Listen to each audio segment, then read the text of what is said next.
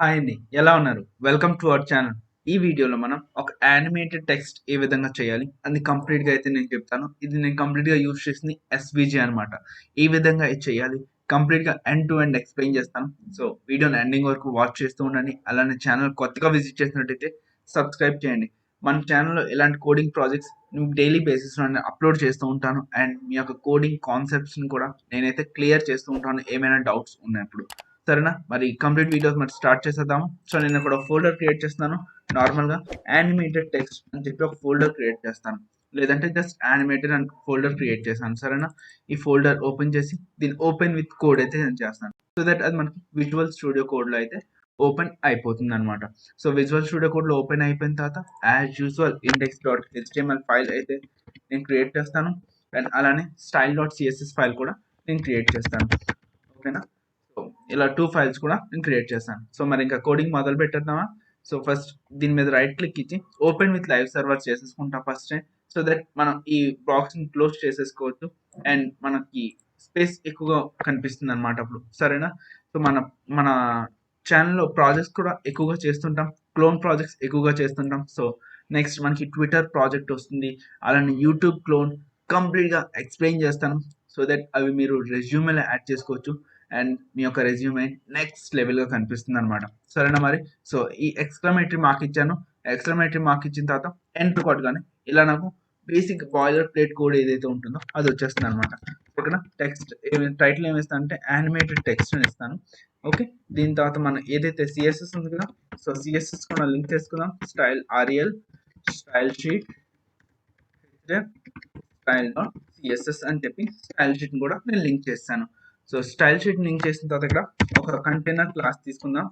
Container class తీసుకొని and మన container క్లాస్‌కి ఫస్ట్ స్టైలింగ్ అయితే చేసుకుందాం. సో, దానికన్నా ముందు ఫస్ట్ ఏదైతే using universal operator margin 0, padding 0, box sizing box sizing ఏంటి బోర్డర్ బాక్స్ పెడతాను. అండ్ అలానే ఫాంట్ ఫ్యామిలీ కూడా పెట్టేస్తాను.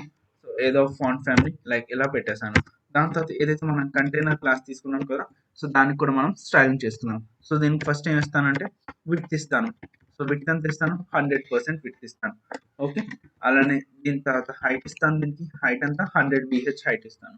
అండ్ దీని యొక్క బ్యాక్‌గ్రౌండ్ కూడా కావాలి కదా! సో, బ్యాక్‌గ్రౌండ్ ఏమిటంటే లైక్ 111 అని ఇచ్చాను. సో దట్ అది మనకి బ్యాక్ కలర్‌లో అయితే వస్తుంది. సో, ఇప్పుడు చూడండి ఏ విధంగా ఉందో మనకి. సో, ఒకసారి రిఫ్రెష్ చేద్దాం. సో, ఈ విధంగా మనకైతే వచ్చేసింది. సో, మనకి బ్లాక్ కలర్ అయితే వచ్చింది. దీని తర్వాత ఏం చేయాలి? నేను ఎస్‌విజీలో చేస్తా అని చెప్పాను కదా! లైక్ ఇక్కడ మనకి ఎస్‌విజీ యూజ్ చేసి ఇది కంప్లీట్‌గా చేశాను. సో, ఎస్‌విజీలో టెక్స్ట్ యానిమేషన్ ఏ విధంగా చేయాలో అదే చెప్తా అన్నాను కదా! సో, అందుకు మన index.html ఫైల్‌లోకి అయితే వెళ్ళిపోదాం. సో, index.html ఫైల్‌లోకి నేను వచ్చేసాను.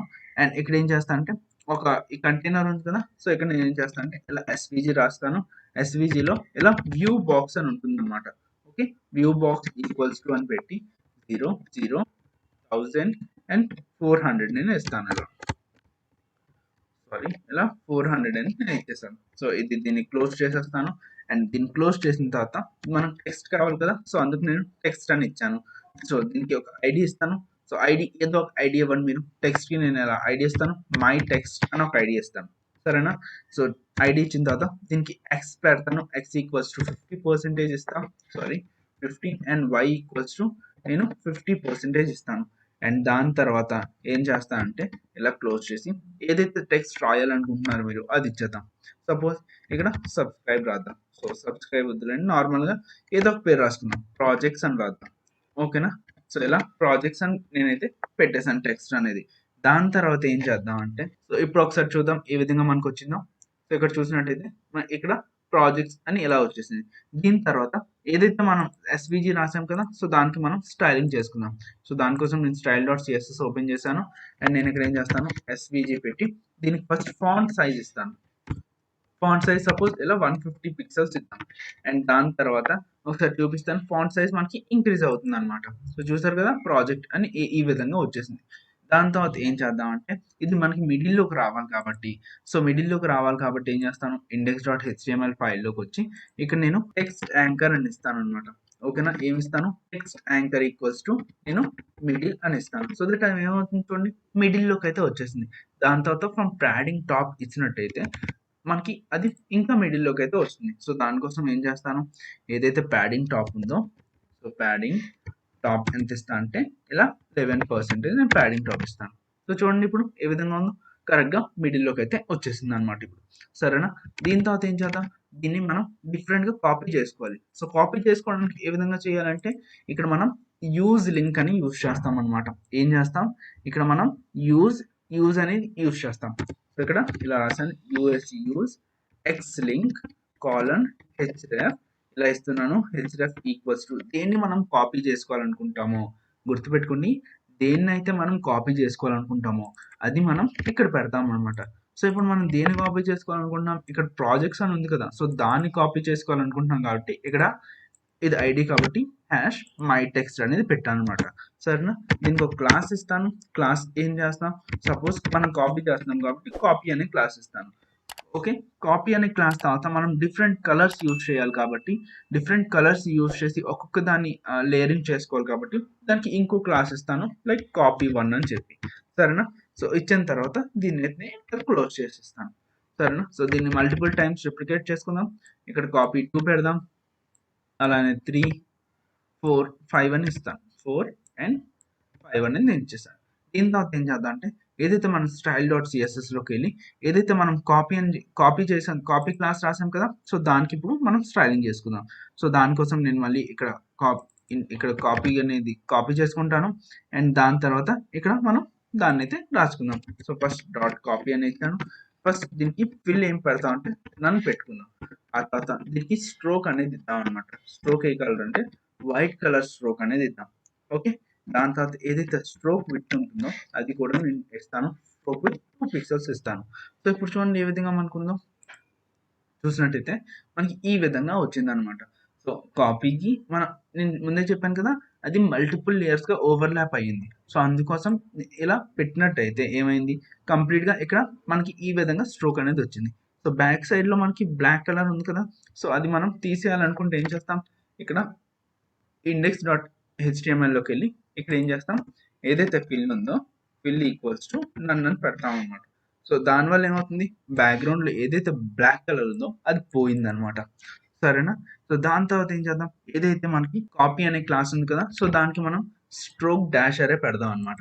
సరేనా? సో ఇక్కడ నేను ఇలాగ వచ్చి నేను ఇలా పెడుతున్నాను, స్ట్రోక్ డాష్ అరే అని ఇస్తున్నాను అనమాట. సో దీనికి ఎంత ఇస్తాను అంటే 8% అండ్ 30% నేనైతే ఇలా ఇస్తాను. దాని తర్వాత ఏదైతే స్ట్రోక్ ఇలా పెడదాం, స్ట్రోక్ డాష్ ఆఫ్ సైడ్ కూడా పెడదాం. ఎంత, 0% నేను పెడుతున్నాను ఇలా. ఓకేనా? 0% నేను పెట్టాను. దాని తర్వాత ఇది యానిమేషన్లో ఉండాలి కదా, సో యానిమేషన్ కూడా ఇద్దాం. సపోజ్ ఇప్పుడు మీరు చూసినట్టయితే ఎలా ఉంటుంది అంటే ఇక్కడ స్ట్రోక్ డాష్ ఇది పెట్టగానే ఏమవుతుందంటే మనకి బ్రేక్ అయిపోతుంది అనమాట. టెక్స్ట్ అంతా ఏమవుతుంది, బ్రేక్ అయిపోతుంది. సో ఇప్పుడు నేను యానిమేషన్ పెట్టగానే ఏమవుతుంది, అది ఇలా యానిమేట్ అవుతుంది. సో చూపిస్తాను యానిమేషన్, ఇక్కడ యానిమేట్ రాశాను, యానిమేట్ ఇలా 6 సెకండ్స్ లీనియర్ ఇన్ఫైనైట్ పెడుతున్నాను. సో బేసిక్గా ఇక్కడ యానిమేట్ అనేది ఏంటి, ఒక ఐడెంటిఫైయర్. సో దాన్ని నేను కాపీ చేస్తున్నాను, @కీ ఫ్రేమ్స్ రాస్తాను, నేను ఐడెంటిఫైర్ ప్లేస్లో పేస్ట్ చేస్తా అండ్ 100% ఉన్నప్పుడు ఏం చేస్తానంటే స్ట్రోక్ డాష్ ఆఫ్సెట్ ఏదైతే ఉందో దాన్ని నేను -35% కింద పెడతాను అనమాట. సో ఇప్పుడు మీరు చూసినట్టయితే ఒక్కొక్కటిగా యానిమేట్ అవుతుంది. సో చూసారా ఏ విధంగా యానిమేట్ అవుతుందో అని చెప్పేసి. సో ఈ విధంగా మనకి యానిమేషన్ అనేది అవుతుంది అనమాట.